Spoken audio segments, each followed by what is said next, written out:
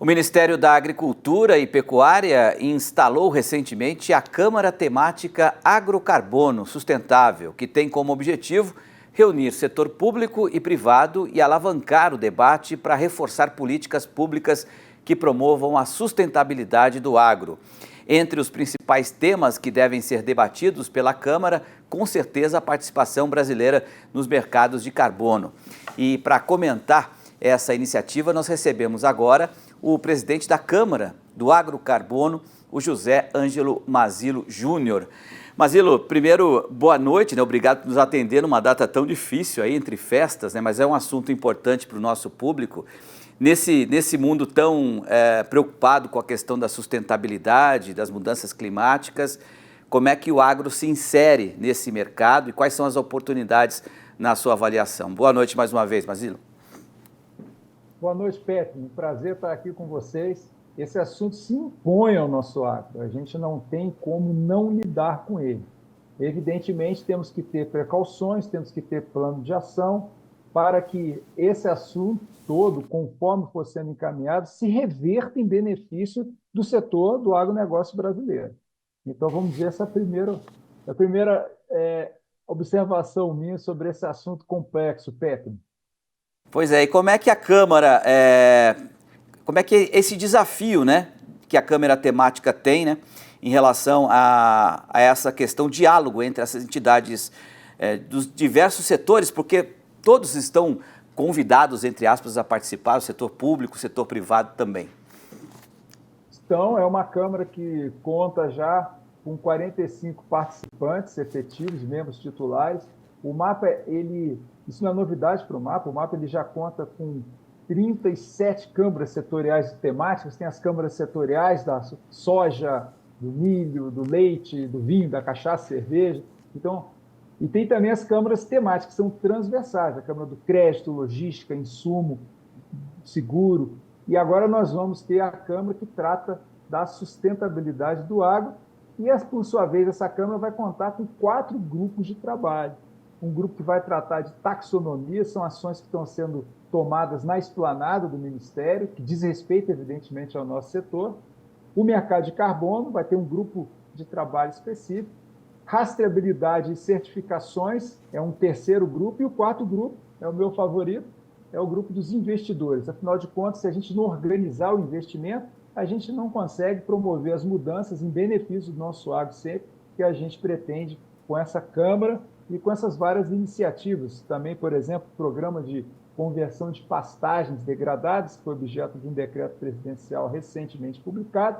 Então, tudo isso vai ser discutido lá. Precisamos organizar a conversa, precisamos dar tração, precisamos botar esses temas no trilho correto para que o agro brasileiro se beneficie. E, com isso, o mundo, a segurança alimentar, a segurança energética global, a necessidade por fibra, a geração de riqueza para a nossa sociedade. A gente consegue juntar tudo isso e, se Deus quiser, e se o nosso esforço assim corresponder, isso vai ser atingido ao longo dos trabalhos dessa nova Câmara Temática. Agora, esse é um assunto novo para todo mundo, você falou sobre os investidores. Obviamente, quem quer investir quer retorno financeiro, O produtor, certamente, do agro será mais beneficiado do que será obrigado a pagar, por exemplo, por emissão de gases de efeito estufa. Do outro lado, quem emite mais vai ter que contribuir, vai ter que pagar.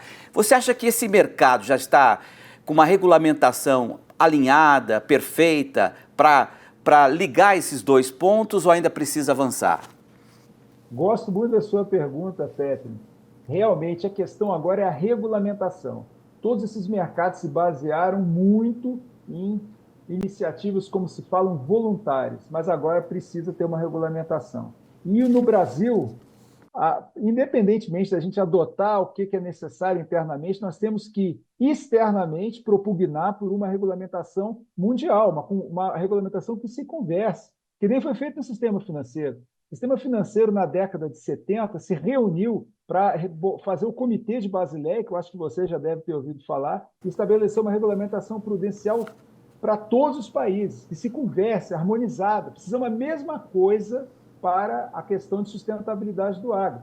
O que não dá para ser cada país, a depender do gosto freguês, ser obrigado a adotar essa ou aquela regulamentação e que não se conversa uma com a outra, que os princípios são diferentes.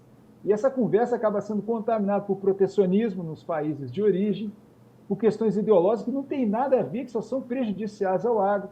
Então, o que a gente precisa é estabelecer, como se fala em inglês, um level playing field, o mesmo patamar regulatório. Mas vamos esperar isso acontecer e não fazer nada? Não. Temos que trabalhar internamente e criar os nossos mercados, que vai ser bom para o nosso agro. A gente entende que consegue conciliar a implementação de novas regras de sustentabilidade, dentre as quais os mercados de carbono é um setor dessas regras maiores, esse guarda-chuva de sustentabilidade, e promover a nossa atividade agropecuária na sua plenitude. Mas eu queria aproveitar também a sua participação aqui, né, já que você foi secretário de Política Agrícola, ainda é uma pessoa muito influente e que transita no Ministério da Agricultura, para falar um pouco sobre seguro rural, né? Que é um tema também muito sensível ao nosso produtor e cada vez mais a gente está sentindo que essa verba destinada à subvenção está menor em função até do cobertor curto do governo. Como é que você vê essa questão e que perspectiva a gente pode passar ao nosso produtor em relação a esse ponto especificamente no próximo Plano Safra? Primeiro, não existe sustentabilidade do agro se a atividade não tiver resiliência climática. E sem seguro rural, a gente não consegue promover adequadamente a resiliência climática da agropecuária. Então, é ponto crucial. Agora, eu vou dar minha opinião muito pessoal, independentemente do cargo que eu possa ocupar e tal, como você falou. Eu não vejo com boas perspectivas o seguro rural para o ano que vem. Eu não sei por que esse assunto, desde que eu comecei a trabalhar com isso, eu fui chefe do departamento que cuidava do Proagro, do Crédito Rural no Banco Central. Comecei em 2015. Desde 2015 eu falo. Não é a alocação orçamentária mais racional essa divisão que é feita hoje entre Proagro e PSR. O Proagro leva vai gastar esse ano quase 11 bilhões de recursos para segurar uma área perto de 5 milhões de hectares. Enquanto o PSR vai segurar uma área de 5,5 milhões de hectares e vai gastar 933 milhões de reais. Então, não consigo entender isso. Entra ano e sai ano, parece que os formuladores de políticas não fazem estudos de impacto. Hoje em dia é mandatório fazer pelo grau da relevância do setor do agro, pelo tamanho do orçamento que se está utilizando. Acabei de falar, 11 bilhões esse ano vai ser o gasto com o Proagro para segurar 5 milhões de hectares. E eu não vejo um movimento consistente para fazer com que o PSR tenha um orçamento obrigatório, porque ele precisa ter. Como é que eu vou desenvolver uma indústria de seguro se eu não tenho orçamento obrigatório? Então, um ano o governo pode dar 2 bilhões, outro ano pode dar 500 milhões. Como é que eu vou montar uma indústria de seguro com toda a complexidade que tem, sem ter a garantia de que esse orçamento, ele, uma vez previsto na LOA, ele vai ter que ser executado? É isso que se deseja? Né? Então, assim, eu infelizmente não vejo como esse assunto vai evoluir e vai melhorar, e para mim ele tende a retroceder, como tem sido a tendência nos últimos 2, 3 anos. Bom, então você deixa claro que é uma questão de divisão aí, proporcionalidade, porque dinheiro há, mas talvez numa divisão um pouco mais adequada à realidade do agro seria mais interessante. Quem partiria, então, essa iniciativa? Do ministro Fávaro, do Haddad, do presidente Lula? Quem poderia atender essa sugestão que você está dando agora de uma distribuição um pouco mais inteligente? As políticas da agricultura, as políticas agrícolas, são decididas fundamentalmente no Conselho Monetário Nacional. Quem tem assento no Conselho Monetário Nacional? Banco Central, Ministério da Fazenda e o Ministério do Planejamento, Orçamento e Gestão. Né? E, evidentemente, o MAP e o MDA são ouvidos. Então, o que a gente precisa é que esses 5 atores se reúnam, alinhem a sua visão e definam como é que vai ser a mitigação do risco climático com a atividade. Né?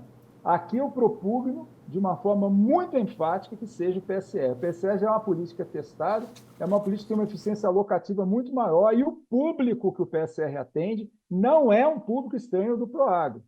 É uma falácia imaginar que o público do PSR é totalmente alheio ao agricultor mais vulnerável. Isso é errado falar. Então, essa argumentação não existe. O que precisa se fazer é o seguinte: fazer uma reflexão. Estamos gastando bem o dinheiro que está disponibilizado para as políticas agrícolas?